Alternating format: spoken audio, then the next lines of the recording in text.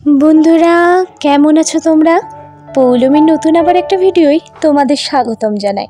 আজকে অনেক দিন পর আবার একটা নতুন ভিডিও নিয়ে চলে এসেছি। আজকে মা সকালবেলা ভাবছিল গোবিন্দদেবকে একটু লুচি সুজি বানিয়ে দেবে, তারই প্রস্তুতি চলছে একদম জোর কদমে। দেখতেই পাচ্ছ ঠাকুরের জন্য ফুলকো ফুলকো লুচি কিন্তু তৈরি হয়ে গেছে, আর তার সাথে তৈরি হয়েছে সুজি। আর কিছুক্ষণের মধ্যেই খোকনদা আসবে, আর গোবিন্দদেবকে উৎসর্গ করা হবে লুচি আর সুজি।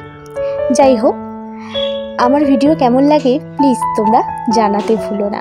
আর এই যে আমার মা প্রায় বানানো শেষ, আর মাকে বললাম একটু ছবি তুলবো, তাই মা আবার একটু তাকাচ্ছে। মা ছবি তুলতে কিন্তু প্রচণ্ড ভালোবাসে।